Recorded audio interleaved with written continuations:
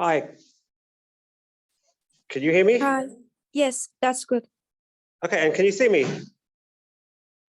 No, I can see you. Okay. Right now I can see. Okay, great. Okay, is that good? Okay, Yes, it's great. So last class, we were talking about functionalism, and we were talking about the article by Hilary Putnam, this kind of very influential article. And I'm trying to think of an example to try and make the move clearer to you. And I think I've come up with an example. And let's see if it works. Yeah. So imagine,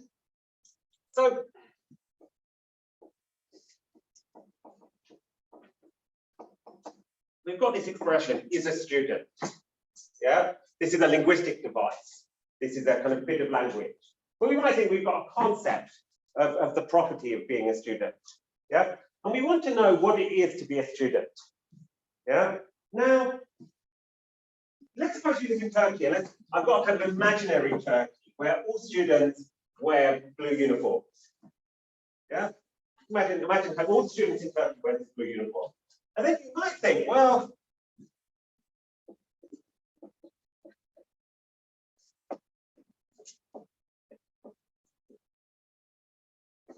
he's wearing a blue uniform. This is like you might think this is a sort of intrinsic property. You can find out whether someone's wearing a blue uniform just by looking at them. Yeah, you just have to look at them and you can see what color clothes they're wearing. So in Turkey, you might come up with the hypothesis that what it is to be a student is to wear a blue uniform. Yeah, so you come up with a claim.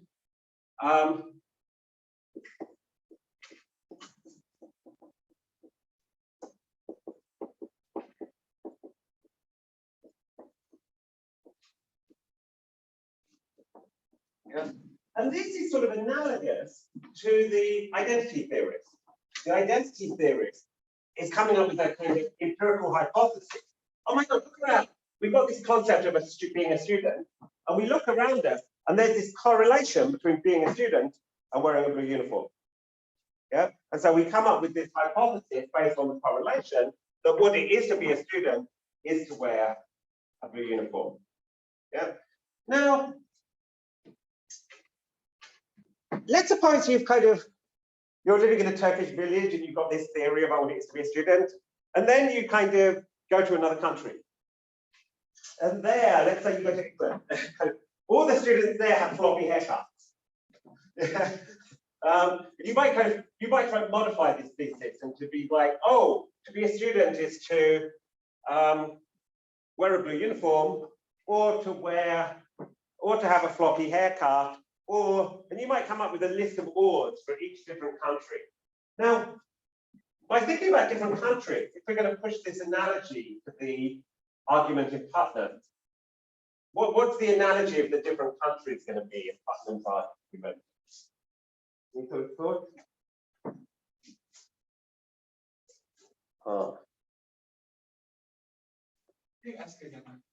So, what's the analogy?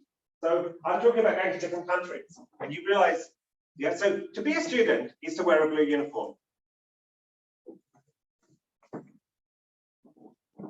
Pain,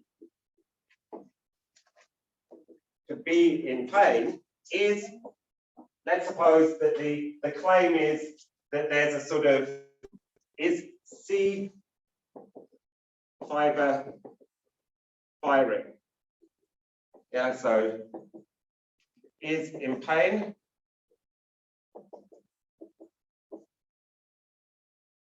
is having C fibers firing. Yeah. The countries would be different systems or animals and humans, and the color of the uniform or haircuts would be like the physical real. That's how I was trying to get the analogy going. So you might think that like in Turkey, so we might think that in Turkey we might be able to find this correlation, but then when we go to other countries, we realize that, well, you still have students in these other countries, but you don't have blue uniforms. Yeah. And I take it that being a student in other countries is a bit like, well, other animals can be in pain. And we're quite happy talking about other animals being in pain. But what's going on inside the organism is going to be quite different. This is the sort of play. Yeah. And so I take it this is one way of thinking about the sort of one analogy for thinking about the argument. And to be a student, I took this, is to be a student does seem to be something like a functional property. Yeah? To be a student is a bit like being a vice president. Yeah, it's to have a certain role within a set of institutions. And you can only be a student if you've got things like teachers, if you've got some understanding of what learning is. So to be a student is to stand in a certain position with regard to others. And we might think that different countries are going to have different educational systems.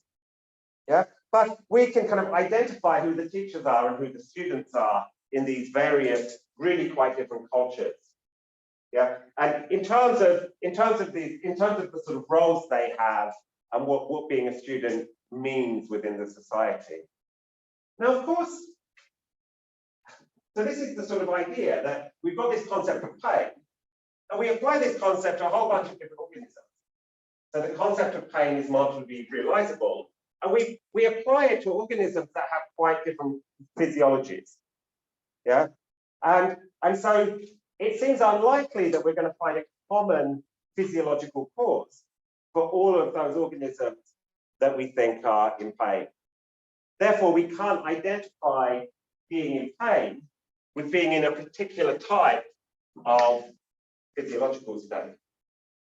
But that's a matter because we've got a perfectly good understanding of pain. To be in pain is to be in a state that has a certain role. Yeah, this is the sort of argument. Now, of course, I think there's some misses from this because it sort of misses out the phenomenology. Yeah, so I think one of the problems with functionalist accounts and with behaviorist accounts is that it does seem that there's something what it's like to be in pain. And this is something that both the behaviorist and the functionalist account, I think, miss out of what it is to be in pain. I guess most of you hear of Boazigi, often if you do philosophy of mind, it's Stephen Voss. And if you do a class with Stephen Voss, you probably read what is it like to be a bat? Do people know this article? Yeah. Yeah. We get a question? Okay, yeah.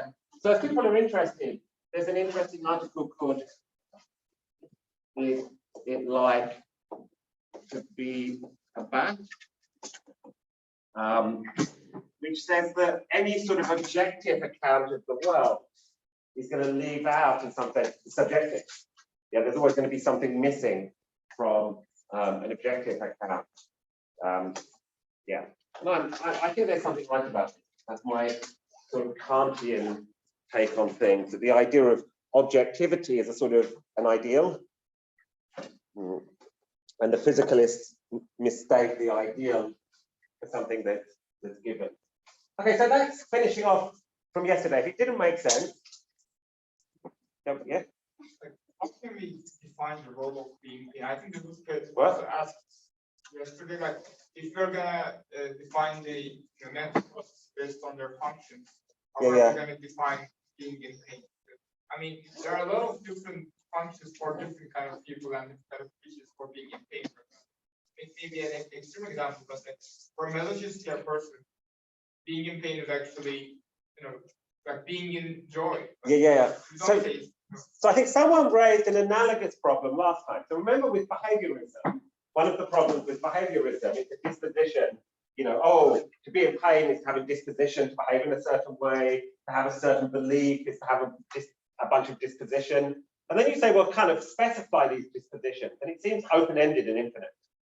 And it seems that you can make a similar sort of worry about functionalism, that there are going to be sort of functional roles, sort of things you can say, but giving a complete account, it just seems like open-ended. And then you might think that if you look across species, it's not, it's not exactly sure, it's not exactly clear how you go. So, I think he tries to give an account of what it is to be a pain. And it seems like his account seems very, you need some sort of damage detect. You have something in the body. It's able to detect damage to the body and sort of respond appropriately to damage to the body. And then you might think, well, you can find that in fact of any sort of self-maintaining system. Yeah, so you can have very simple self-maintaining systems. You can have a kind of that obviously you don't think of in play. So that's obviously not enough. So it seems to me, yeah, that seems a real worry. And if we take this student analogy, like, have you really got one property across these different kind of, so, like you look at some, I don't know, like African tribe, where you have some sort of, something you might think of like an apprenticeship. Is that really, I mean, to what degree is this person really a student? Yeah, and it seems that at some point it seems quite arbitrary where you draw the line. You might think when it comes to pain, it's not like that, because there's a sort of felt side to it. So I think that you're giving a specification of exactly what the functional role is going to be hard. I think a better case can be made for belief, memory. Yeah, you might think that you can offer an account of these sort of things. And when it comes to beliefs, content of beliefs, that there's a sort of theory called inferential role semantics. Yeah. Where an inferential role semantics is a kind of semantics that is a theory of meaning that tries to give an account of what expressions mean in terms of their inferential role. Yeah, and all you have is a kind of great net of nodes, and the content is not internal to the sentence, but it's got to do with what you can infer from it. So,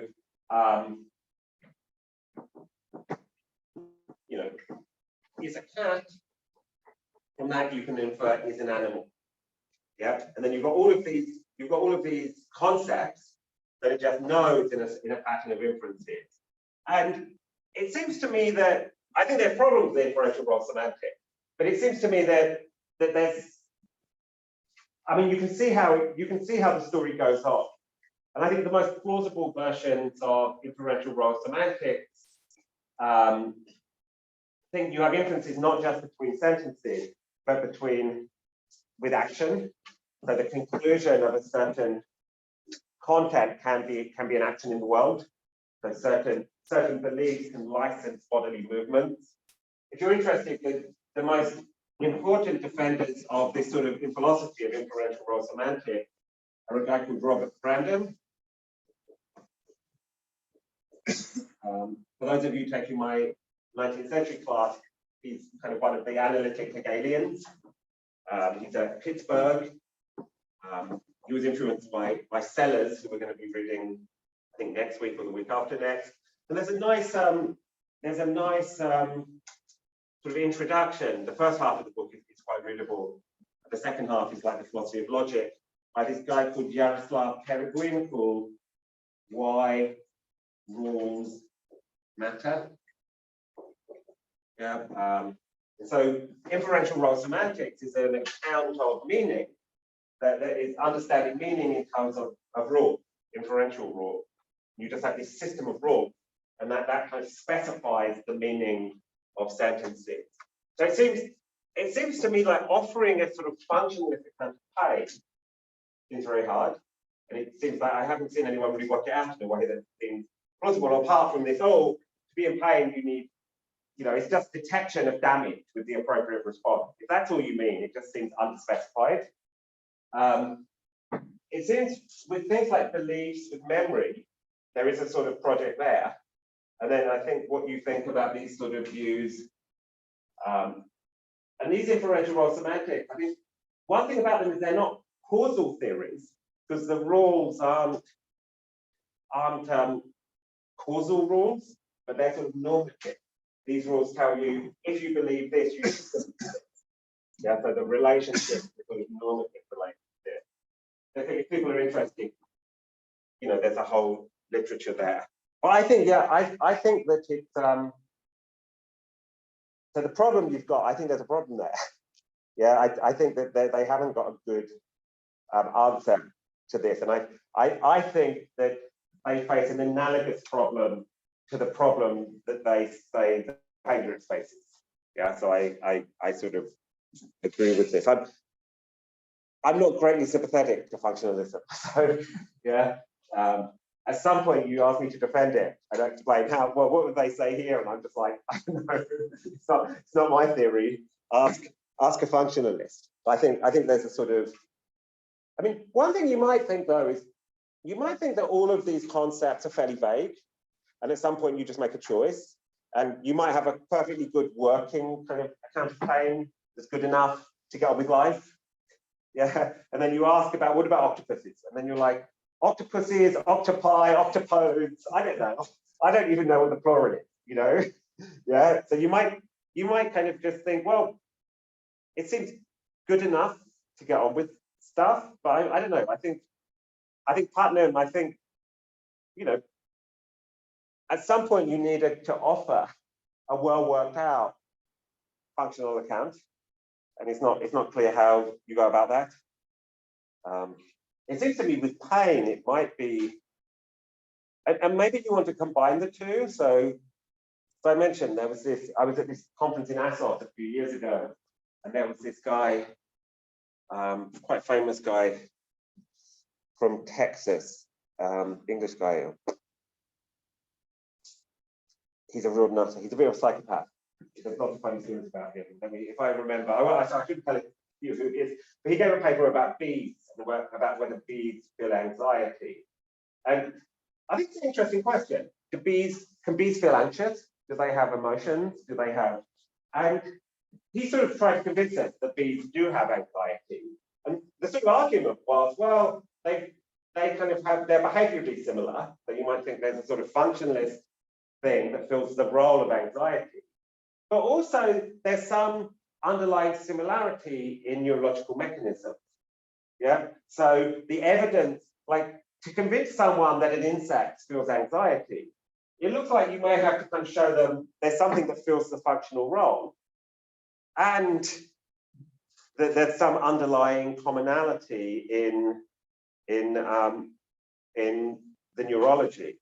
So it seems to me that once you get to the edges of things, and you've got some organism that you're not sure about, what's going to convince you? And it seems to me that with something like pain, just something having similar kind of, yeah, the functional side of things doesn't seem enough to convince you that this sort of animal's in pain.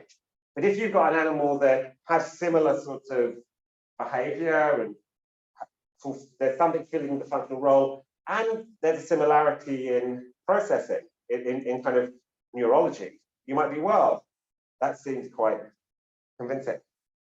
Yeah. Okay, so that was just finishing off from Putnam. Any questions? Okay. The functionals, I think that the contents, what's the functional affect the function itself? For example, what the bee is anxious of, does it affect the role of being anxious? Because what we have the experience, and also the other similar functions that have like adjacent functions. I think they also are interconnected with, at least in the brain, with other functions. Do they ever think that they are affected by related stuff? Yeah, so there's the sort of there's the kind of sort of causes of anger. I mean, I'm not exactly sure what your question is. Like, for example, I'm able to be anxious. For example, I'm able to be anxious about my social relationships, my family, career, etc. These are anxious, maybe anxious about totally different things. Me being anxious about certain things affecting why? Yeah. Does it affect me, the function of being anxious? Yeah, so if you want to give some account of anxiety, then in some sense you need to know something about the kind of the life of bees and the sort of what is it for an environment to be stressful? Yeah, and I guess you might think that for different organisms, there's different types of things that might be stressful. For solitary animals, there's going to be a whole bunch of stuff that, but for social animals, you might think one cause of stress is going to be kind of problems in social relationships.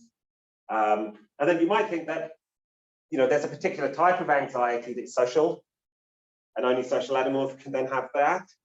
I can't remember the details of the kind of, but you need some account of the sort of what Wittgenstein would say the form of life. So Wittgenstein says, if a lion could speak, we couldn't understand him because we don't share. Yeah. And one thing is you might think at some point, if you're going to judge that another animal is capable of feeling anxiety, then you have to kind of, in some sense, have some account of what it would be for an environment to be stressful.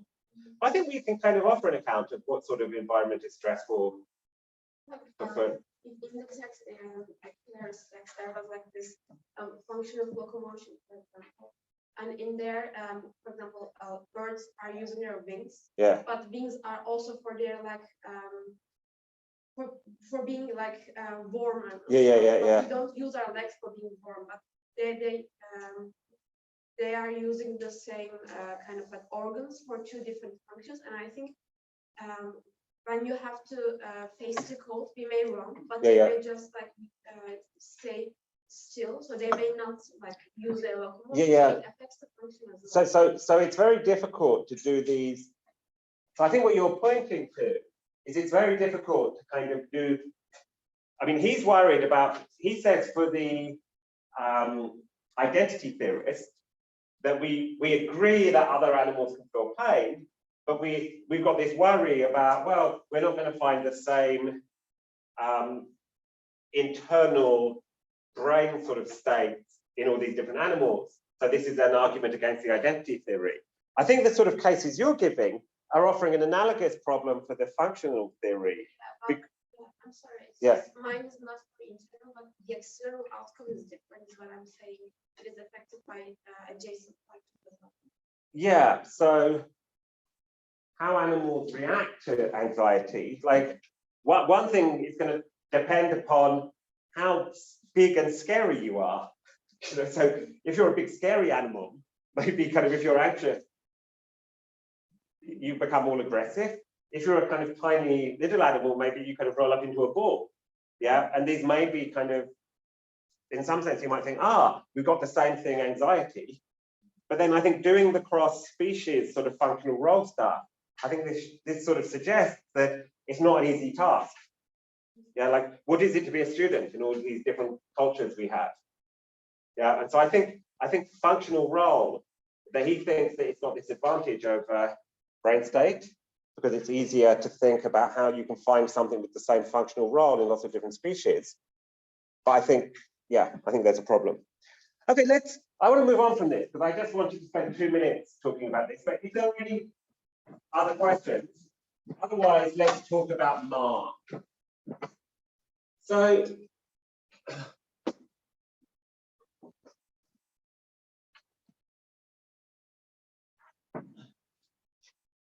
who's in psychology here? Have you read Marr in psychology? Or you read about Marr?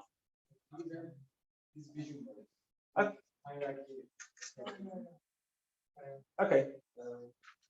We read Marr in computational linguistics. Okay. This picture? Yeah. I mean, this is a kind of sort of classic. And I think the reason I'm looking at it is that when we think about computational accounts, that if you go to psychology or linguistics, when people think about computational models, at some level it all goes back to Marr. Yeah, so Marr is, and I think Marr's doing something slightly different. That, I mean, to offer a computational model of something is a little bit weaker, I think, than to say what cognition is computation. Yeah, because you might think it's a good model, but you might just not want to commit yourself to the sort of to any sort of metaphysical account of what thought is. Yeah, that one thing is that there's a famous article by John Searle against the Chinese room argument. People in philosophy, you've probably read this. He says, like, you know, in lots of areas, we distinguish the simulation from the thing simulated. Yeah, so a simulation of a storm isn't wet. Yeah, you've got the storm, you've got a computer simulation of the storm. But the functionalist, computationalist, there's a sort of computationalist who thinks a very good simulation of thought, computational simulation of thought, is thought, because all thought is computation. So when it comes to the mind, a kind of accurate and good simulation of a mind is a mind. Yeah, this is the computationalist who puts forward computationalism as an account of what thinking is, what the mind is. I think someone like Marr can just remain neutral on that. We might think that we can have these computational models of what's going on in the brain, and this may capture something interesting about how the brain works, without us necessarily being committal about whether thought is computation, whatever that means. Yeah, and I think because we have these different levels, we could say, well, we've got one level of description, which is a computational level of description, but this is just one level of description of the brain. Yeah, and so it's a model at a certain type of level of abstraction of what's going on. Yeah, and so I think that this sort of approach, given my sort of, is more plausible. Yeah, it sort of avoids the metaphysical commitments. Yeah, it just says, well, we've got computational modeling, and I'm wondering in psychology, like, is that how you think of it? I think it's very easy to slip over the line to say, yeah, to what degree do you think you're just giving a model? I think psychology that's a great mistake. Yeah. When we talk about terms, because I never understand which one is under which and which one is like the umbrella term. Yeah, I mean, I think one thing about psychology is you get some results, and then I think often psychologists sort of overinterpret their results. Yeah. So they, you know, we've got a model of something, a nice model, maybe and then you make an is-claim, and you might think, hold on, that's you've got nice results. So I do often think there's often overinterpretation. So let's have a look at this article by Marr. For those of you who read it before, it's a bit of a refresher. That so he starts off by talking about different levels of description. Yeah, so and complex systems. So the brain is a complex system. Whenever we've got a complex system, we've got various levels of explanation, levels of description, at different sort of levels of abstraction. And so an obvious example of this is in thermodynamics. Yeah, so he says on page 243, consider, for example, some gas in a bottle. A description of thermodynamic effects, temperature, pressure, density, and the relations amongst these factors is not formulated by using a large set of equations, one for each of the particles involved. Such effects are described at their own level, that of an enormous collection of particles. So we have temperature, pressure, density. What's the equation? It's just there's an equation that thinks of it now. What is it? It's the more pressure you put, the higher the temperature. I can't remember. There's a sort of a very simple law that's expressed in terms of the relationship between temperature, pressure, and density. And this is a law that governs huge collections of molecules. Yeah, it's a description of the sort of stuff you find in these huge collections. Yeah, that in some sense is we sort of understand how what's going on at the level of the individual molecule leads to this sort of large-scale phenomenon. But the equations we have, like having an equation that counted for every molecule, isn't going to work. Yeah, so we have a level of description that sort of abstracts away from the individual molecules. Now, of course, when it comes to the brain, I think, like, in terms of a complete model of the brain, you'll need you've got individual neurons. Actually, the neurons aren't switches, they're oscillators. Yeah, so you've got all of these oscillators linked together, and you'll need kind of each one you'll need in your equation, and that's just intractable. So at some level of description, you're going to have to describe what's going on in the brain, if it's describable at all, at a more abstract level. And the sort of thought is that describing things at the more abstract level is perfectly good science, because that's how science works all the time. We have different levels of description. We can describe things at the level of what's going on with individual molecules, or we can describe things when we've got this huge complex system. And then this huge complex system, there's a bunch of properties the system as a whole has that we can measure. And also we kind of have some idea about the relationship between the different levels of description. We know how temperature, as you've got the individual molecules and they're moving, and as the average, what is it, mean kinetic energy, yeah? The pressure, that we have some idea of how many molecules there are in a particular area. Yeah, so the relationship between these lower level individual particle things and things at a higher level, we understand sort of in principle. We don't know what every single molecule is doing. So the sort of thought is that science works by offering things at different levels of description. And when it comes to the brain, what we've got is, we know we've got all these neurons. I actually think that it's more complicated than that, because you've got these oscillators. So neural networks get a bit closer than classical AI, but they're actually oscillators. So you've also got little kind of bubbles of neurotransmitters. So you've got local environments that act to sort of that modify what's going on in local areas. So you've got these different types of control mechanisms at different time scales. So as a system, it's very, very complicated. Yeah. And it's not the sort of thing probably we can understand neuron by neuron. We have to understand it at this higher level. Yeah. So understanding any complex system, we have different levels of description. And on page 245, he has this very famous example. So he wants to, this is the introduction to a book on vision, and he wants to offer an account of the visual system. But before offering his account of the visual system, he's assuming that the visual system involves information processing, whatever that means. It's quite a problematic notion, but we'll leave that to one side. But he gives a toy example, yeah, of a cash register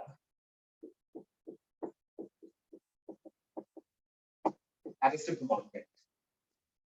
I mean, do we still have these? You go to the supermarket and there's someone sitting there and they type in and they add and they take away. In the 1970s, these were fairly basic. All they could really do was addition or subtraction. So you've got this person at the supermarket and there's a little machine there. And let's suppose you kind of were visiting the 1970s from another planet. You see this cash register. You want to understand it. Yeah, you want a theory of the cash register. Yeah. So he's saying, what do you need to do? So he says the first thing you need to ask. He's going to say there's these three levels of description. The computational, the algorithmic, representational, and the implementation.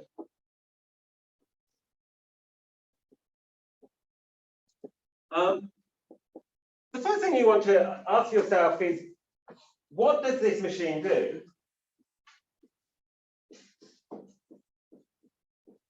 And why? Yeah.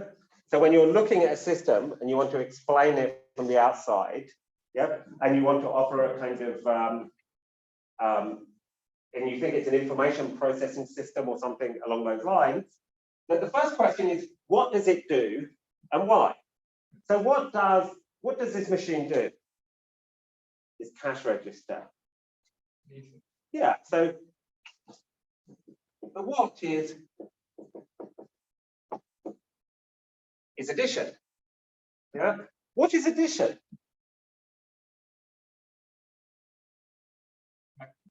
A mapping. Yeah. Now what's another one? It's a function. Yeah. So addition is it's a mapping or a function. Yeah. It's a mapping from, and what sort of mapping is it?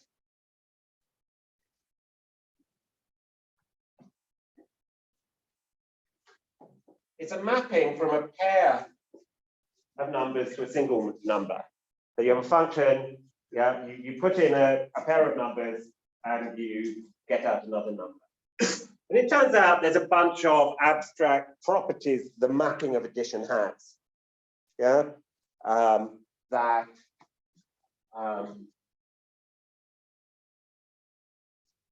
it doesn't matter which order you put the things in. Yeah, so there's a bunch of properties. Now, why does it do addition? Well, to understand the why question, when it comes to the adding machine, you have to look at it in its sort of social context. So you've got this practice of shopping, yeah, that you know, to understand why it does addition, you have to understand how the practice of shopping works. When you buy one thing and another thing, you pay for both of them. Yeah, so in some sense you have to understand shopping. You have to understand something about the economic system, money, yeah, etc. Yeah, but in order to understand, yeah, so at the computational level of description, you have the what question and the why question. We're going to come back to this and apply it to psychology. We're going to look at how Marr applies it, and then we're going to talk a bit about how it's what sort of levels we're at in various other things. So I think one thing is that I don't tell you because I'm going to ask you a question about. Yeah, I don't give you the answer now. Yeah, later on in the semester we're going to be looking at some of these Bayesian models and evolutionary psychology, very popular now. I think one thing that's really important to stress is that they're just working at this level. Yeah, a lot of the stuff that is computational is not really offering any algorithmic stuff at all. It's just offering kind of stuff at the computational level. We'll come back and talk about how this is applied to vision. I just want to, in terms of the algorithmic, we need, so this is on page 245. The what and the why.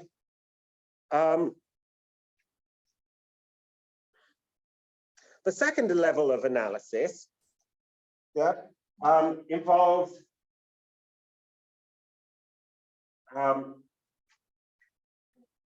analysis process involves choosing two things: a representation for the input and output.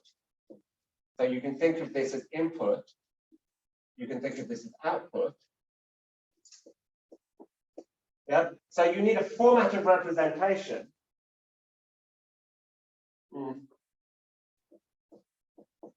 Okay.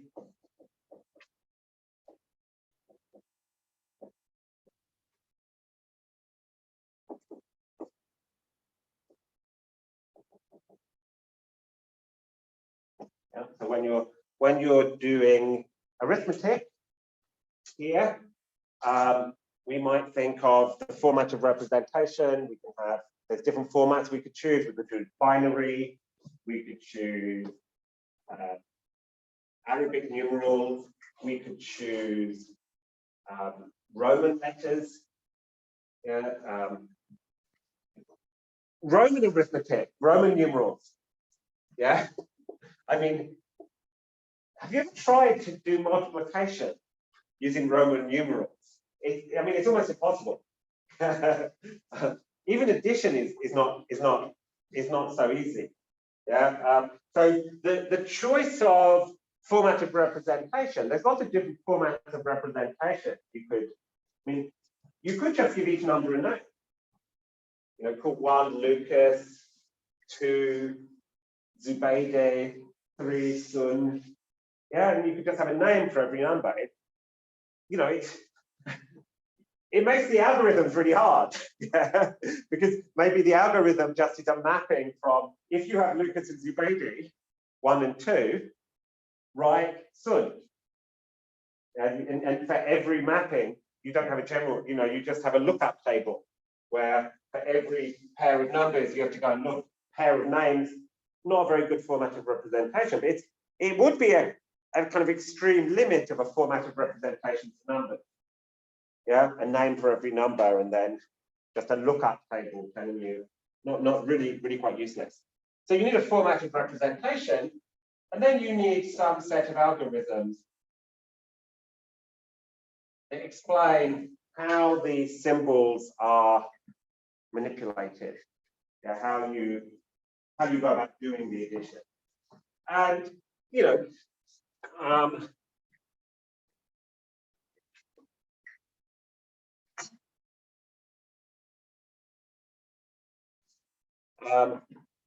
you know, I think the normal way I learned how to do arithmetic is you start off on the right-hand side.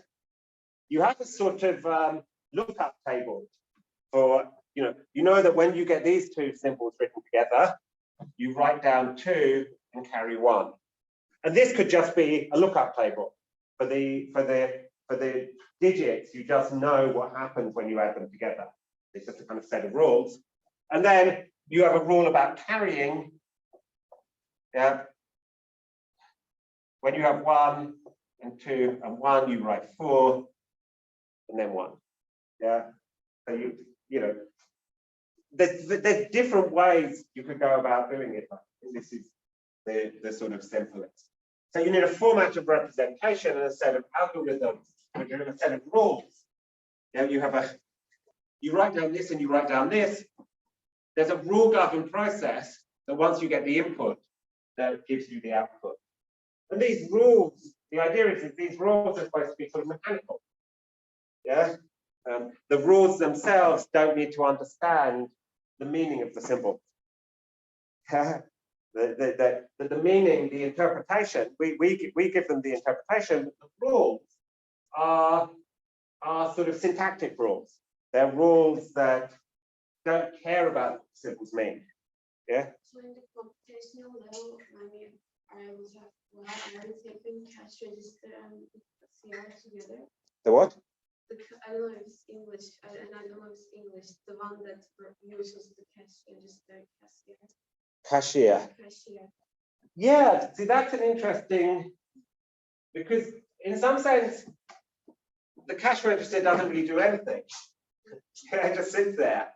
I mean, yeah, so I think in some sense, you need the numbers typed in.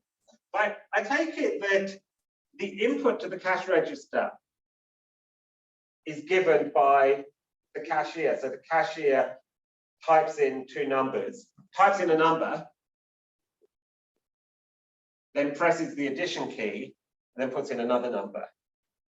Yeah, and so, in some sense, in terms of understanding the why, you need the cash register and the cashier. But instead, in terms of understanding the what, I don't think you need that, because all you look at is the input and the output. Yeah, so so in some sense, in understanding so this is important. This is, I think, for me, one of the big problems of the computational account is you might think that the why question, you have to understand the system embedded in the world. Yeah, you have to understand the system's social relations, the fact it's in the environment.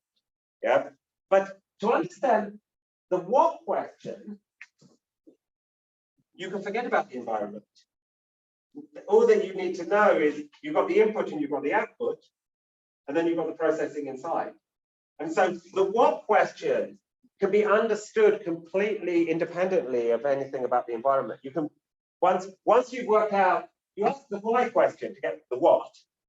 And then once you've got the what question, you can forget about the environment, because the what question can be understood in terms that are completely independent of the environment. And I think, for me, this is sort of where I have a problem with the computational account, because in some sense, understanding what's going on in the brain, you can understand without the environment, because the what question is just a matter of internal transitions. Once you understand what the input is and what the output is of a system, and the input and the output have to be understood in terms that relate to the world. But then what's going on internally, you can forget about the world. That's the sort of worry I've got. Yeah, so to answer the what question, yeah, you just have to understand what the mapping is. Yeah, you've got a bunch of information in the environment. Then I take it the sort of way this plays out when it's applied to the mind is you have some sort of transduction, where the stuff in the environment is translated into a certain representational format. And then to understand what's going on inside the brain, you've already got it transduced. You've got stuff translated into a certain representational format. You might think of a series of zeros and ones, however you want to think about it. Yep. And then you've got a series of zeros and ones, and then you've got a bunch of transformations that gives you something at the end. We cannot understand computation without the algorithm of addition, even writing it down. Well, I mean, to me, this theory seems like it's first hypothesized that there are such things as algorithms, and then they try to hypothesize that that has to be more abstract than just computation, because there are multiple algorithms. So let me finish this. What time is it now? So let me finish this, and then because I want to come back to how we apply this to the mind and to the brain afterwards. And this is getting to the application level, and we've only got a minute. But I take it that when we see how he applies this, I wonder if that will, because well, let me just say about the implementation, and then we'll come back and you can ask that question at the beginning of next class. So we've got the computational, the algorithmic, and then we've got the level of implementation.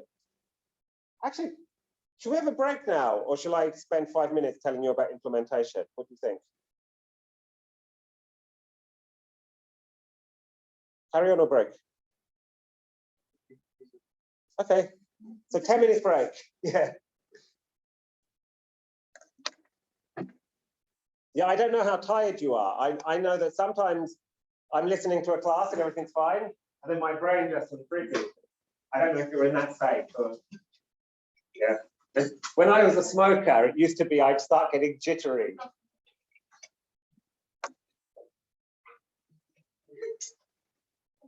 But I didn't understand that can we talk about computation if there are no algorithms? Yes. But we can count the even linguistic structuring is kind of So the computational level of description. So when it comes to the visual system, he thinks that the highest level of description, what's going on at the computational level, is a kind of function, a mapping from a pair of images,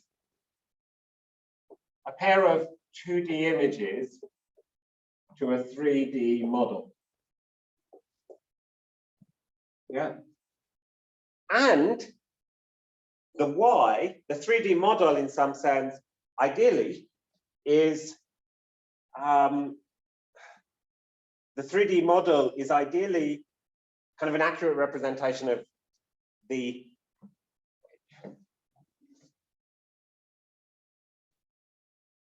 Oops, hold on.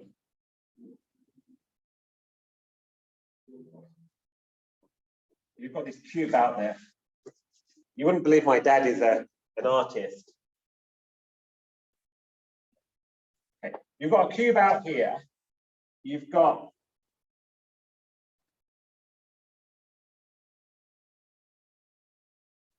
these two eyeballs, you've got the images on the retina, and then you've got, I don't know, two-dimensional models.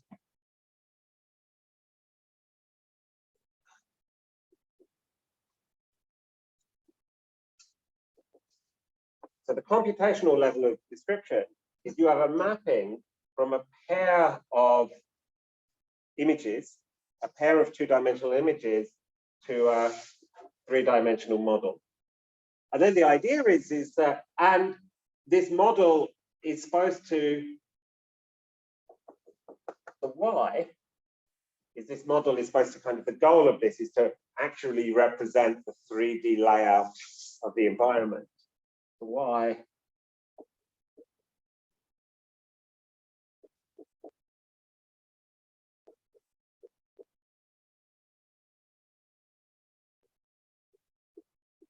Now,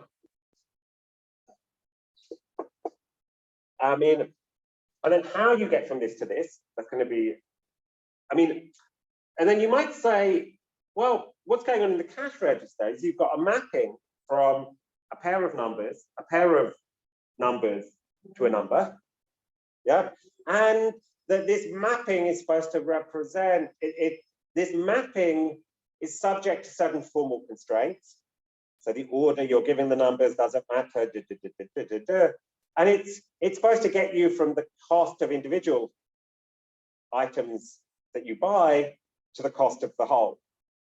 Yeah, that's going to be at the sort of computational level of description, according to Marr.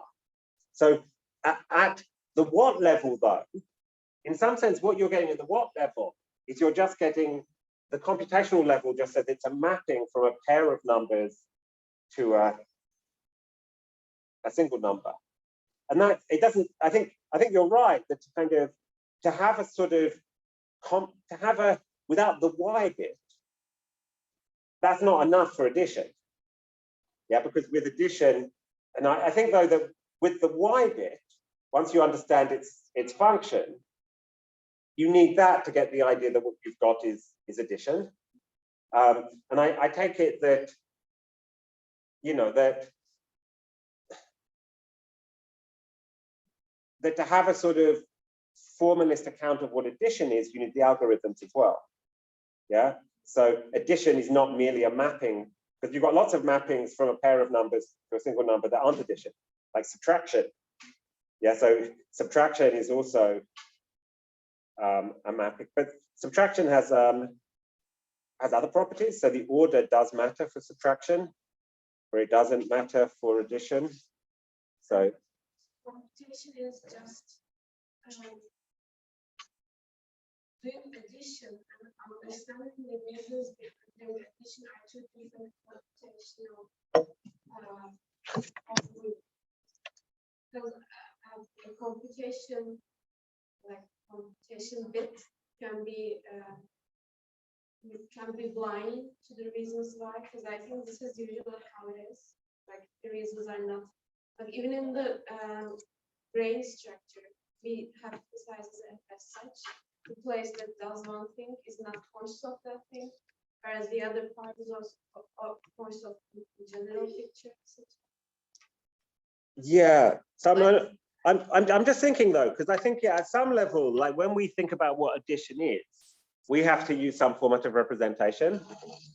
But I take it that the computational level of description, this highest level of what addition is, we abstract away from the particular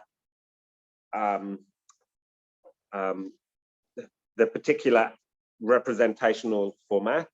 So we have an idea of addition in general that we can understand, and we can apply it to binary, to, now you might think that in some sense to have this idea that we have to use some format of representation, and then we have the idea though that what addition is not tied to this particular format.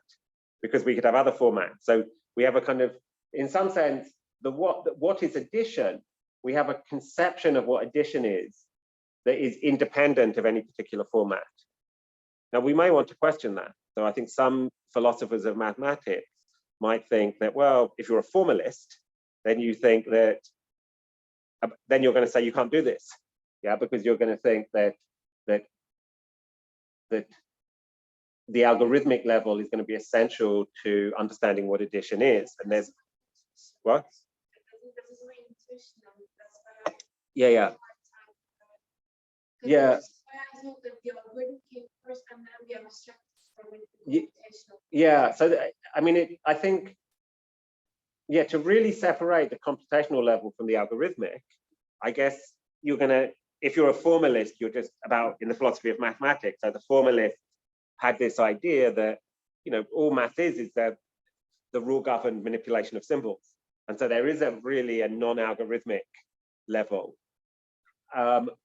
I take it that sort of, I don't think anyone's really well, very few people are hardcore formalists now after Gödel, because, you know, it turns out there are things that are true that we can't prove. And the formalists were tied to a notion of sort of proof that was just this in terms of algorithms. So I think now most mathematicians aren't going to have a view like that.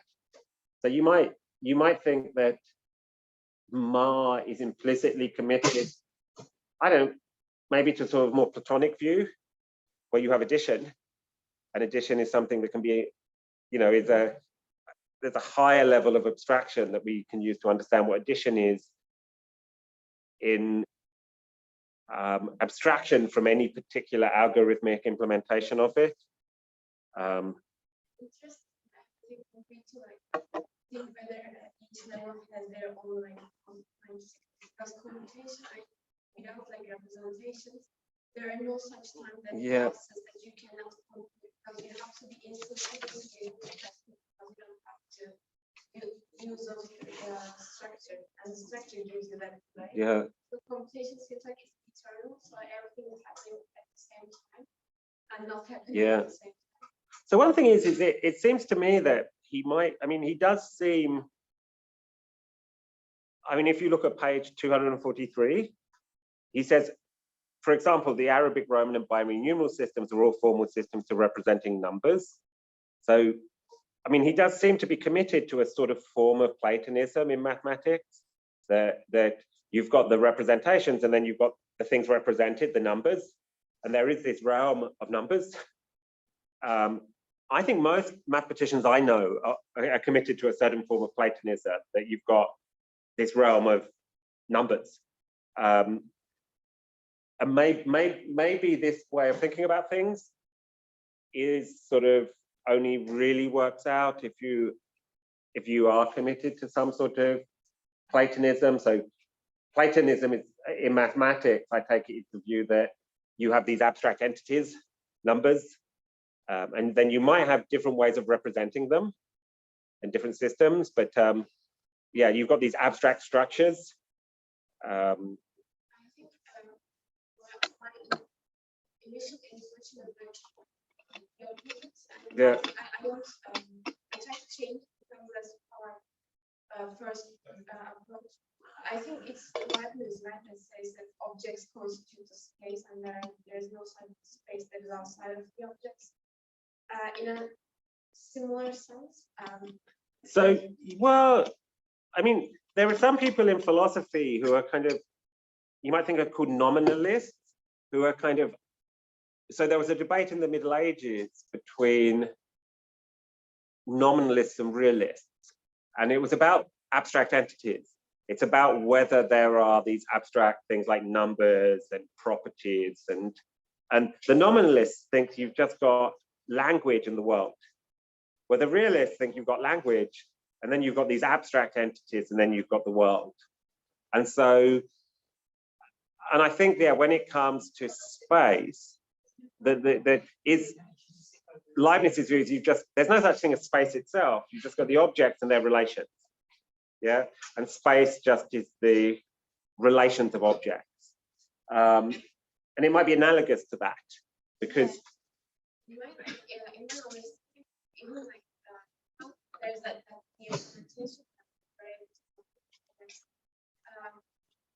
The internal states are like kind of like because there's like the environment, like there's like 3 apples and 2 apples, it's very difficult. But I think this is like kind of Yeah.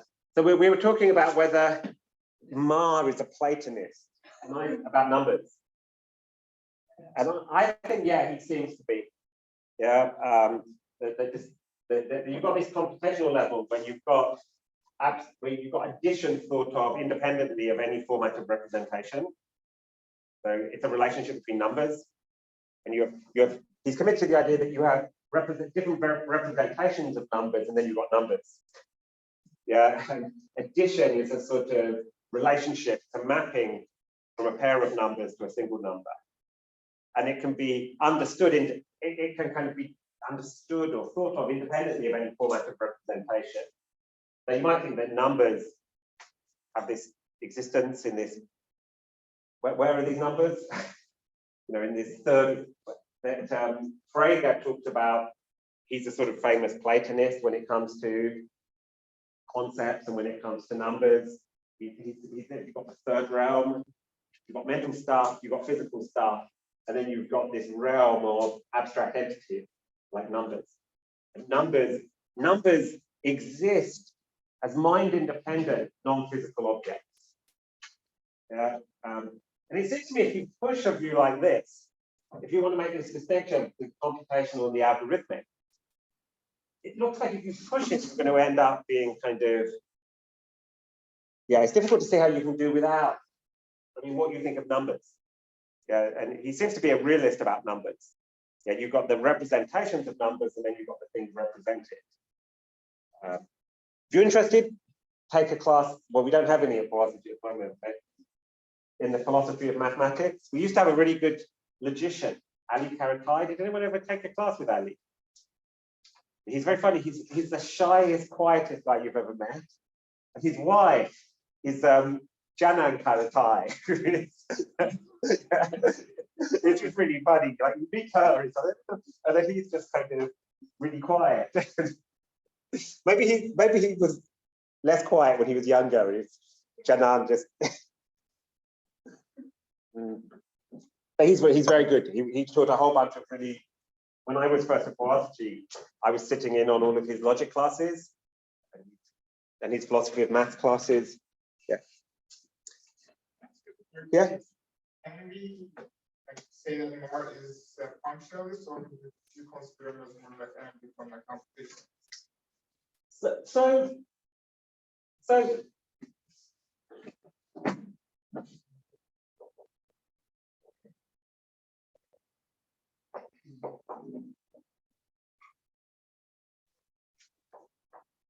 functionalism, behaviorism. I take it that these are theories, these are answering the question, what are mental states? Now, as I tried to suggest before, it's not obvious that that's what Marr's doing.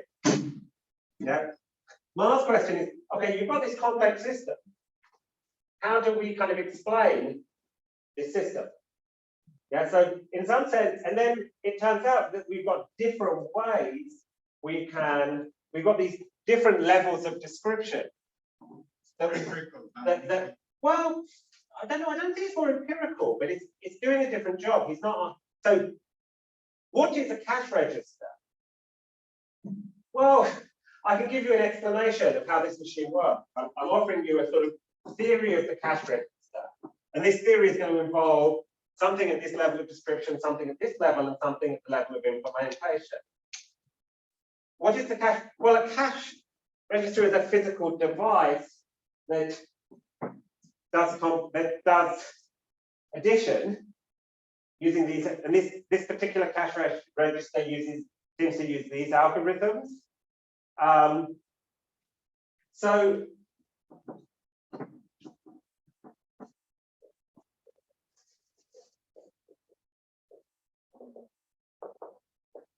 So yeah, we've got the what is cognition sort of question, which is more of a sort of metaphysics of mind question.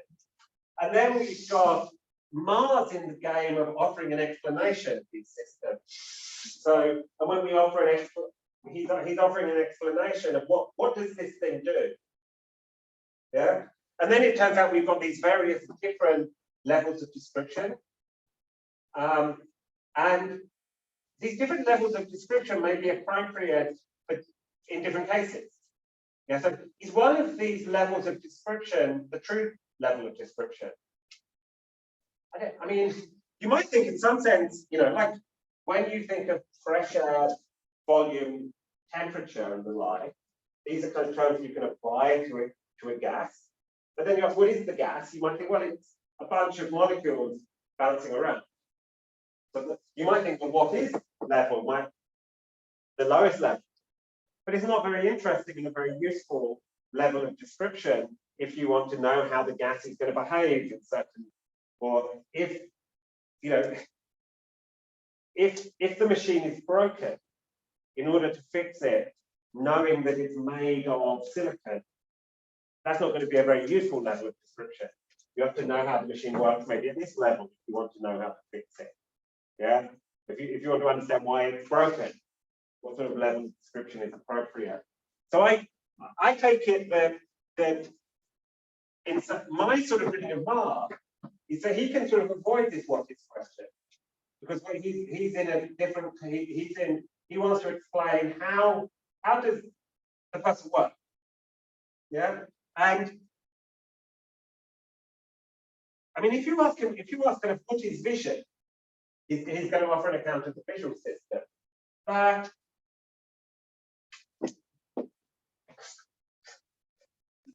you could give an account in all of these different areas. So I'm not sure. I mean, there's some thing about computationalism. That's just one level of description. Yeah. So I think, yeah, so my sort of thought is that that's one thing. And the second thing is, this is not Marr, but this is me on the philosophy of science. And I think it's sort of compatible with Marr. So I take it that what scientists do when they offer these levels of description is what you're doing is you're offering a sort of model of the system. So you've got some complex system you don't understand, and then you offer a sort of model of the system, which for a system as complicated as the brain is going to be quite an idealization. Yeah, but it may be good enough to understand certain things. Yeah, so my sort of view of what scientists do in general is that scientists offer models. Yeah, there's something out there we want to understand, and then we come up with a model of it. And within science, the model is normally an idealization. We idealize away from certain things. We abstract away from certain things. So the model is one thing, the thing modeled is something else. Yeah, and then if it's a good model, then fiddling around in the model. You can fiddle around in the real system, something happens, and you can fiddle around in the model, and something analogous happens. And so a good model is one where an intervention in the model in a certain way corresponds to an intervention in the thing modeled. And then what happens in the model as a result of the intervention in the model corresponds to something that happens in the thing model. Yeah, and so a good model, in some sense, captures something structurally about the thing model. But we don't think then we can identify the thing with the model. We can just have different, worse and better models. And so that's my way of thinking about science. So I take it we can think of this as an account of like a certain way of modeling the human world. And then I think you can sort of remain neutral on this stuff. Yeah, you can ask yourself to look at the good model, to look at the explain stuff. I think, especially with computational models, the most plausible thing to say about the algorithmic level is that what's going on in the system model is that that very often what we have is the idea that we sort of approximate. Yeah, so we might think that, I think about Bayesian stuff, we have some ideal model about what Bayesian optimality is. And then the people, Bayesians were kind of, well, the kind of human subjects sort of approximate this in various ways. Yeah. I feel like the only thing that we can, claim for the computational level is to claim that, it takes some input and put out some other outputs. Yeah. Because of that, I feel like the word addition belongs to the second description level, because if it worked like a table like we proposed without rules, it would also take 3 and 4 and take us to 12. Yeah. So, I mean, it seems to me that at the what level, maybe we're not getting enough for addition because it's just underspecified, it's just a function. That I think when we get the y level in, that it's a y where you've got two objects and they cost certain things, and then the output represents the price of them combined. It seems to me at this y level, we may get the addition stuff. But at the what level, it seems to me, that we're just getting a mapping from a pair of numbers to a single number that obeys certain, and it's not obvious that it's going to be addition. And it may turn out that, we have a system for doing fast, quick maths. And actually, when we do this, that the input, it may kind of approximate addition. Yeah, so we may have a system that does something, and what it does is not addition, but it does approximate addition. So you get a pair of numbers, and the output is a number that is in the ballpark, roughly, of the total. So it doesn't, but it seems to me that, we were talking about how to distinguish the algorithmic from the computational.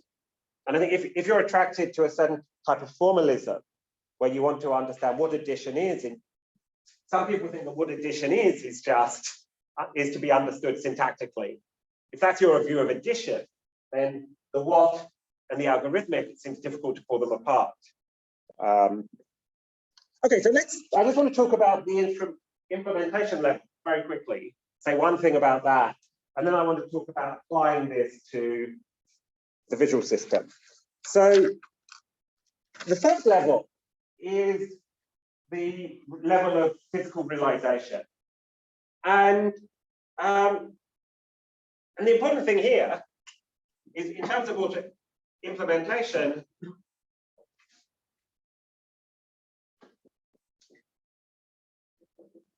we have multiple realizability. So this is what we found in Putnam, that the same algorithm may be implemented in systems that are really quite different. The way the child does addition, the algorithm the child used, may be the same as the algorithms a more complicated systems use this. The important point here is that, once again, the same algorithm may be implemented in quite different technologies. The child who methodologically adds two numbers from right to left, carrying a digit when necessary, may be using the same algorithm that is implemented by the wires and transistors of the cash register. But the physical realization is quite different. Another example, many people have written computer programs to play tic-tac-toe, and there is a more or less standard algorithm that cannot lose. And children, when they learn to win at tic-tac-toe,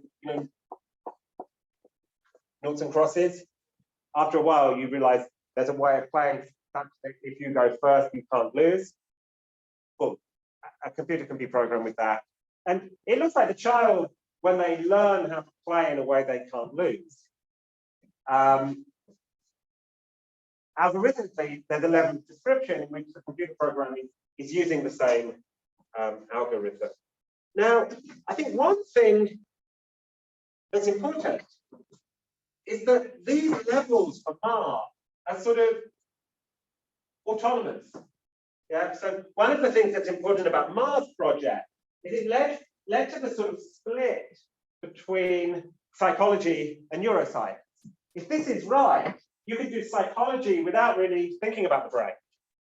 Yeah, yeah, that brain science is one thing, psychology is another thing. And psychology kind of works at these two levels, sometimes only at this level. Neuroscience is really just about implementation. And I think Marr thinks that the proper way of doing psychology is starting at the top and working your way down.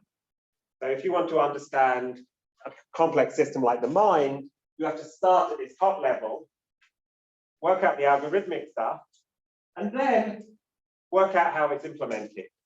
Now, it may turn out that poking around in the brain may give you some kind of hints about what's going on at the algorithmic level. Because you may think, well, there seems to be a neuron here that kind of is giving us a log. Yeah, so we're getting a log of some number, it looks like. Maybe the algorithm involves taking a log.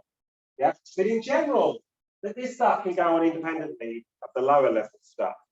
So he says, since the three levels are only rather loosely related, some phenomena may be explained at only one or two of them. That means, for example, that a correct explanation of some psychophysical observation must be formatted at the appropriate level. And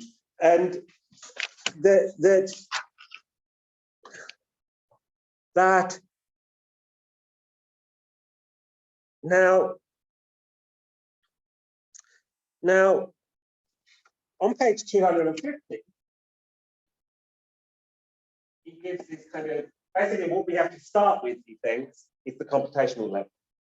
And he says on page 250, although algorithms and mechanisms are empirically more accessible, so you can go around poking around in the brain and work out what's going on, it is the top level, the level of computational theory, which is critically important from an information processing point of view. So if you think the brain is an information processing system, then the appropriate methodology in psychology is to start at this level and then perhaps work your way down.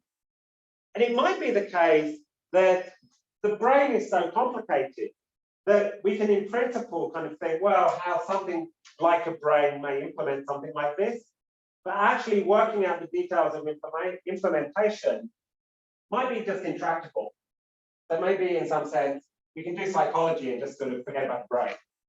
I think that this sort of project did lead to a sort of vision of psychology where psychology is a sort of independent discipline, and you can do psychology without really looking at how the brain works.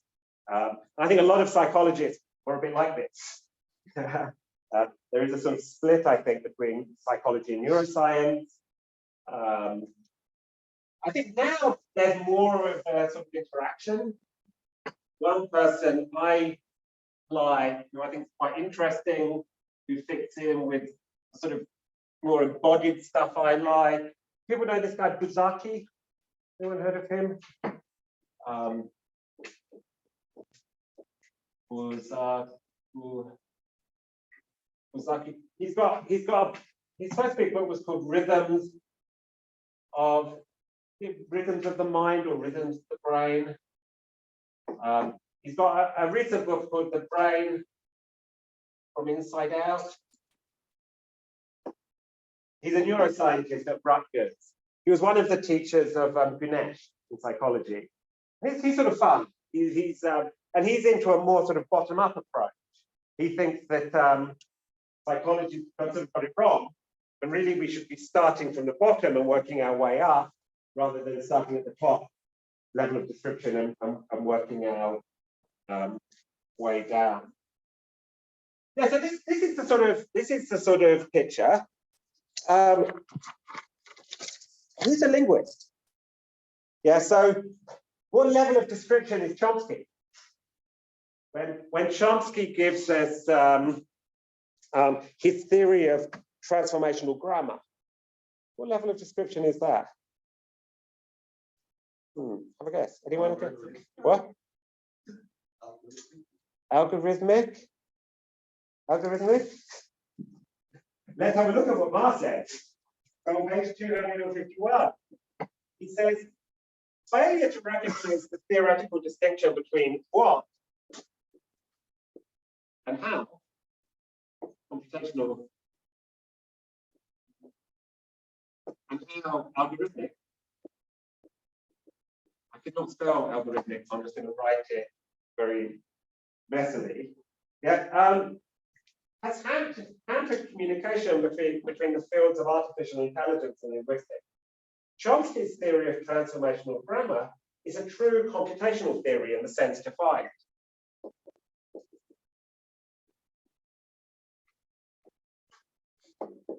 Yeah, so Chomsky's theory is computational.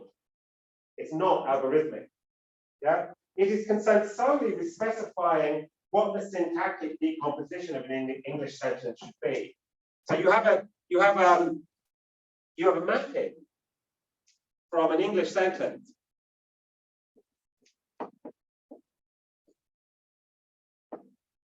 Okay. You have a mapping from an English sentence to a what is it? A kind of grammatical decomposition. There's something in I don't know, is that going to be a kind of tree structure type of thing? So the kind of Chomskyan transformational grammar is a mapping from sentences to these sort of trees that capture the structure. It's concerned solely with specifying what the syntactic decomposition of an English sentence should be, and not at all with how that decomposition should be achieved. Chomsky himself was very clear about this. It is roughly his distinction between competence and performance. So you have competence, which is at the level of what and why. Yeah, and in some sense, I take it competence is an idealization. And then you have performance.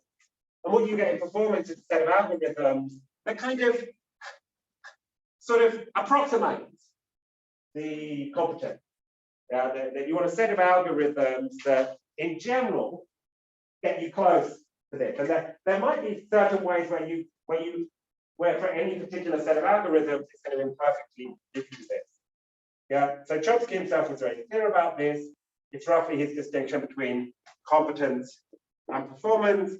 So his idea of performance did include other factors. But the fact that his theory was defined by transformation, which look like computations, seem to have confused many people. So you have a series of transformations, but you don't have any algorithms. And this is what Marr wants to give us. So Marr,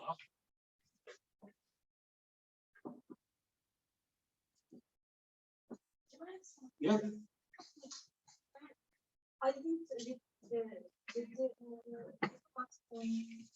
how did he explain how those three different levels interact and unite, or even maybe they are not, but why do we tend to think about them as unitary? Well, but think about the original metaphor where you've got gas and you've got higher order concepts like pressure and temperature. Now, in some sense, you can go about doing empirical research just by using these higher order concepts. And for example, maybe you know how to measure temperature, to measure pressure, maybe. But the idea is that all of these things, in some sense, can be cashed out in terms of the behavior of molecules. So you've got a bunch of molecules, and what a change in pressure is you get more molecules in a certain area. Yeah. So you've got these different levels of description. Now, if you've got an information machine, there may be some internal mechanism. That there is going to be some way in which you've got a description of something in terms of algorithms. Now, there's going to be some way that these algorithms are physically implemented. Now, it may turn out that's too difficult to understand. It may turn out it's intractable to explain how the physical implementation works. But the sort of idea is you've got a sort of information processing system that there's one level of description in terms of algorithms.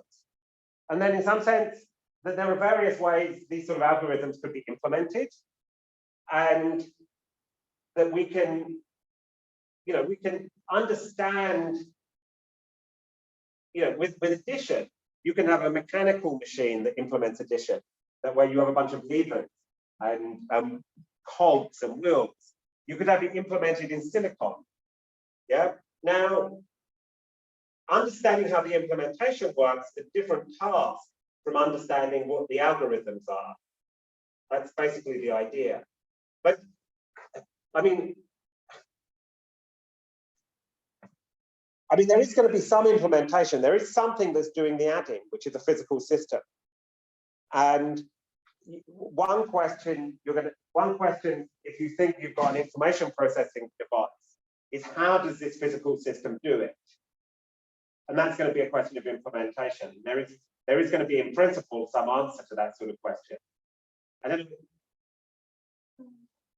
You should read the article, you should read the chapter, and then it would make more sense to us. Well, this different types of description reminds me of the Smart paper, which he thinks that those two different things can be identical even if their logic are different. So it's like there is some analogy, because I think all of these people think you've got different ways of referring to the same thing. So you've got different kind of you've got different languages in which you can talk about the same thing. So you might think of these three levels of description as three different languages in which we can talk about this system. Of course, for Smart, it's a relationship. You've got the common sense language of folk psychology, of things like beliefs, desires, and pains. And then you've got the language of neuroscience. And the language of science, you've just got one level. I think that one of the things about Mart is that we've got these three levels of description of this one. We've got these three different scientific levels of description. Yeah, we might think at the highest level, we've got the language of mathematics. We might think at the second level, we've got this kind of language of computer science. And then we might think at the lower level, we've got the language of neurology and neuroscience. So at the level of information, at the level of implementation, we're going to be talking about neurons and neurotransmitters. But at the level of algorithm, we're going to be talking about algorithms and representations and rules. And then at the level of computational level, we're going to be talking about functions. Yeah, so we've got functions, rules, neurons. Yeah, so we've got these three different languages, which you might think we've got these three different sciences. Yeah, mathematics, computer science, brain stuff. Okay, so let's talk about Marr's picture. So Marr's book is on vision. And he's offering an account of what vision, of the visual system. So what is vision? What's his answer? What do you think? What is vision? Information processing. It's information processing. What does the visual system do? So the what question at the highest level. What is vision? So let's forget about the why. What is vision at the computational level? What is vision? Let's say a way to represent the outer world. That's the why question. Let's start with the what question. So it's a mapping, it's a function. Yes? Connecting the Images, you're going in the right direction. It's a mapping, it's a function. What is the function?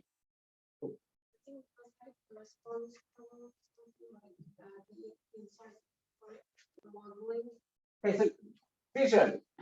It's the what? It's a function or mapping Yeah, so at the what level, we have a function or a mapping. So what is it? Densely.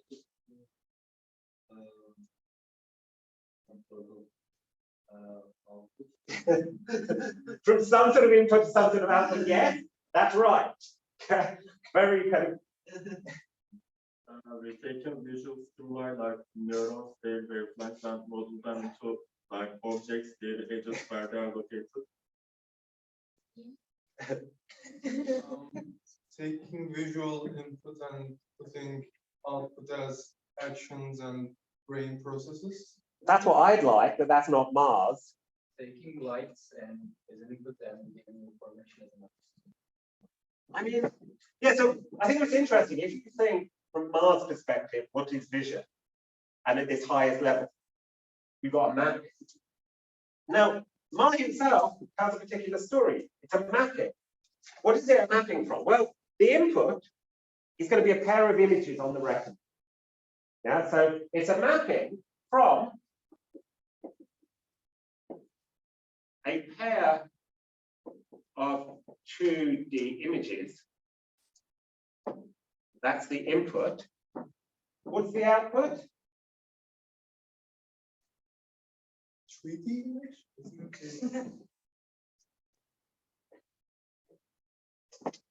That's the story. So the visual system, yeah. Isn't the prompt should be a pair of 3D reality into 2D business? And that's 3D. Well,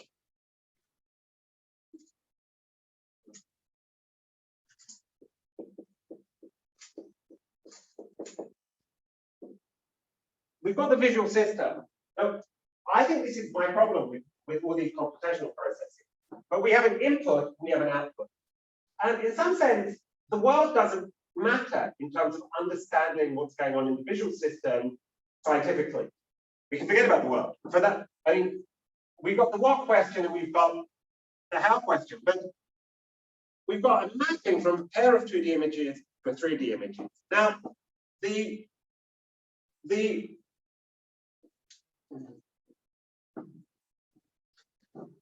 pair of 2D images are caused by a three-dimensional object.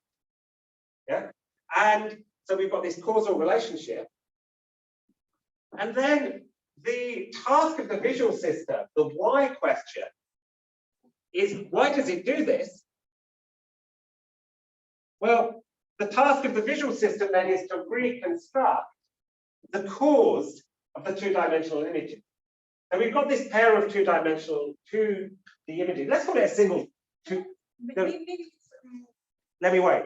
Yeah. not work, and then the sensation of the two-player image, Yeah, and yeah, then but- the perception of the Yeah. 3D image.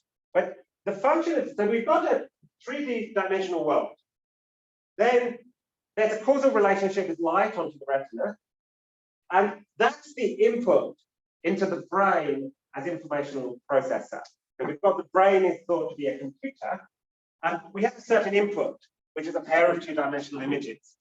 And then the task of the visual system is to the why question. The task of the visual system is to reconstruct the three-dimensional world on the basis of a two-dimensional image. Let's forget there's two eyes for a minute. Yeah. So we have a two-dimensional image. The task of the visual system is to reconstruct the cause of the image, to come up with an accurate three-dimensional model of the layout of the environment. Yeah. So we have a pair of 2D images. We have a 3D image. In terms of the why, we might say this is the why is to have an accurate representation of 3D layout of the environment. Yeah. Now, of course, that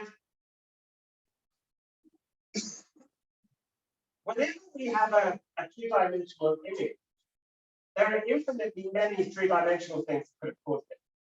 So, like when you have an image, when you have something slanting away from you, you could have something slanting away, or you could have, You could have something rectangular causing something, or you could have something with weird angles that is actually, you know, when I look at this, it is a kind of regular shape object going off with right angles going off into the distance. But the same visual stimuli to the retina could have been caused by a weird object with no right angle, just a kind of really, yeah. And so when the kind of brain goes about doing this, according to this theory, it has to come up with, it uses certain principles. So for example, having been brought up in an environment with lots of right angles, we assume things are sort of regular, the system assumes things are regularly shaped. Yeah, so the task of these psychologists is to work out how the system does this. A Marr's sort of picture, Marr's story, says that, well, computationally, so, and the details of Marr's picture aren't that important, but his sort of story is we can break down this thing at the computational level into a bunch of sub-steps. So we go from a two-dimensional image to a 2.5D sketch. Yeah, so we break down the computational process into a bunch of steps. And then once we've got the steps, then we can look at the algorithms that are involved. And the way to work out the steps and the algorithms, if you want to decompose this computational task into a series of subtasks, is to look at what happens when things go wrong. So you look at why certain visual illusions arise, and that can give you, and the sort of idea is that you have a model of how the visual system works, and your model should predict all of the visual illusions that a normal sighted person has. So when we see something as three-dimensional, when it's not, when we see something as flat, when it's three-dimensional, when we see something as moving, when it's not moving, blah, blah, blah, blah, blah. Now, I'm not a psychologist, so I don't want to get into Marr's, a lot of the details of Marr, we now know are false. Yeah, so I think the general project, though, is still sort of alive. The computational understanding of vision, the bread and butter type of thing. I think there's a problem with this. So, I mean, is the functional, so one thing about this system is it fits into a view of the brain and the mind that was sort of popular in the 1970s and 1980s and 1990s. One of the most influential philosophers of cognitive sciences is a guy called Jerry Fodor.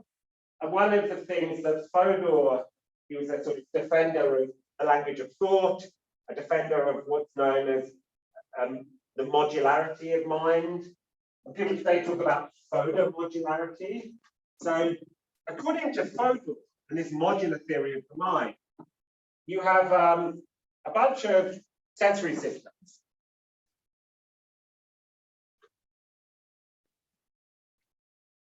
So you've got vision, hearing, yeah, you've got all the sensory modalities. But for each sensory system, you have input and output. And then the output is somehow, and you've got for hearing,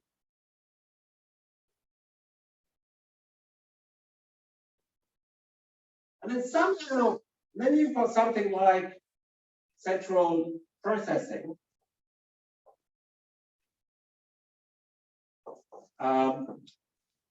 These outputs of the various systems are somehow translated into a common language. Yeah, so you might think that the visual system, we have a pair of 2D images, we get this 3D image, and then things in the 3D image are somehow labeled and translated into beliefs. So, and then once we've got these beliefs or semi-linguistic representations of the way the world is, then this central processing, we have beliefs, we have desires, something like beliefs and desires. We have some sort of, something like a utility function. Then we take the input from the sensory systems, it's translated into a common language. Because in some sense, the information we're getting, if we've got this single central decision-making capacity, that the input from all the different sensory modalities have to be in a common format. This is what Fodor calls the language of thought. Yeah, so the visual system, the hearing, the auditory system, the various sensory systems have their own sort of input and output formats. And then in order to play a role in decision making, they need to be translated into a common code. Let's call that common code the language of thought. And then we have central processing. You might think of beliefs and desires, something like a utility function, where we make decisions about the way the world is, and then we make decisions of what to do on the basis of this. And then the output, we have some sort of motor systems. Yeah, and the idea is that we then make a decision about what to do on the basis of the representation of the way the world is compared to what we want it to be, and then commands are sent off to the motor system. So we have perception, thought, and action. Yeah, and these are all supposed to be separate systems. Yeah, and then as a scientist, we can then look at these systems independently of each other.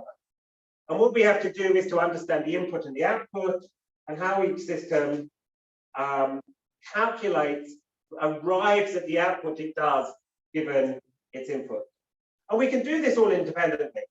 And we can kind of, in some sense, these systems are what Fodor calls the modules are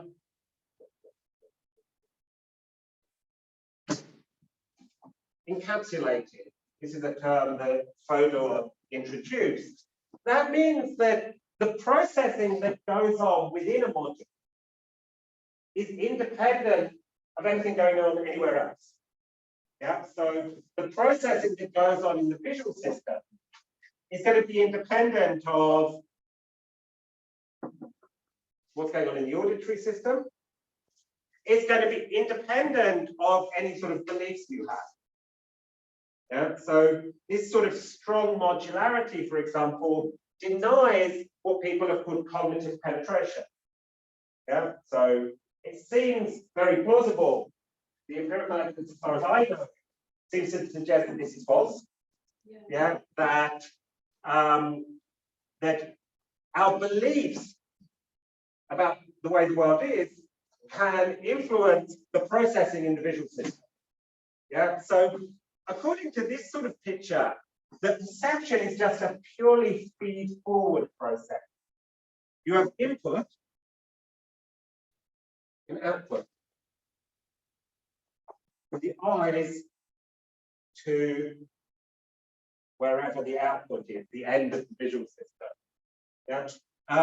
Now, I mean, we sort of, yeah. So things like the McGurk effect. Do people know about the McGurk effect? Who is a psychologist? Who wants to explain it to the philosophers? Okay, so, yeah, okay, yeah, okay, yeah, okay, yeah. In the McGurk effect, there was one person who was saying far or something like that, and what the like visual system, like in vision, it says it looks like the same mark, but it's actually in vision same far, but because we see differently than we hear, actually our audition also changes than we hear it as we see it. So I mean, in summary, our visual input changes the way we hear. Yeah. So someone is saying what you hear is something like pa pa. I can't remember which of the three, but what you hear pa pa. You know, what's being said is pa, pa, pa. You're watching someone's lip and they're saying da, da, da. And then consciously what you hear is neither. What you hear is a kind of amalgam of the two. You hear something like pa, pa, pa. Now, is that, I can't remember which three it is. Can any of you remember? Actually, it's ba and ma, I think. Okay, pa. Or ba, ma. And when the visual changes, you hear ma. When it says ma in visual, it starts with ma. Yeah.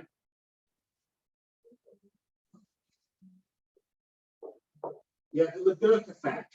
If you're interested, just look it up on YouTube. And it's quite striking.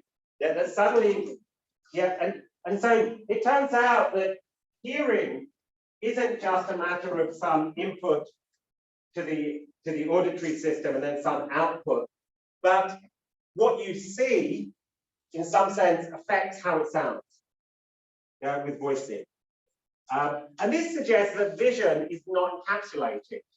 Yeah, that you can't just, this suggests that the auditory system is not encapsulated. You can't understand the auditory system just in terms of inputs to outputs.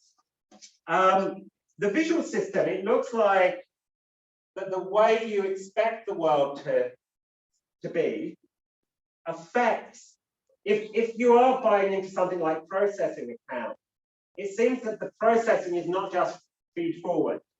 It seems like there is not just input feed forward, but that your predictions or your expectations play a role in determining the processing. So at the end of the semester, we're going to be looking at one of the most popular things in the last 10, 15 years. Are we running out of time? Yeah, so it's predictive processing. So according to the predictive processing, that really vision, the visual system is a matter of making predictions. Then what's being fed forward are prediction errors. Yeah, the only information that goes forward is when there's an error in your prediction.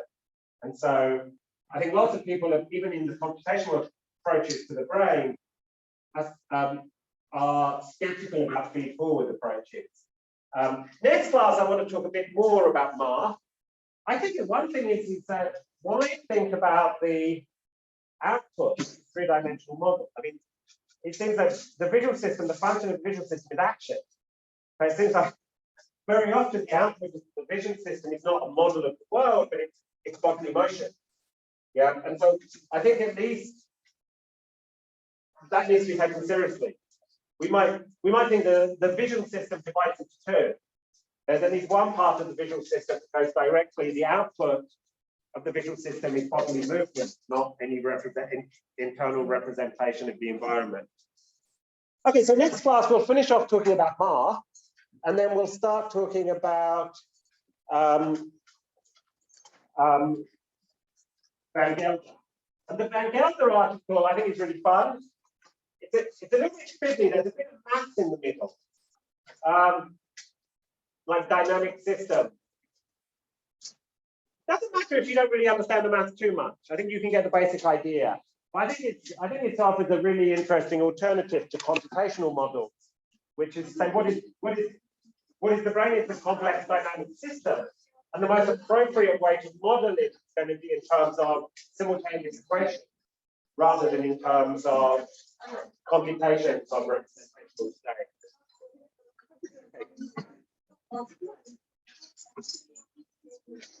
Okay. Bye-bye. What? Oh, Barga. Okay. Bye-bye.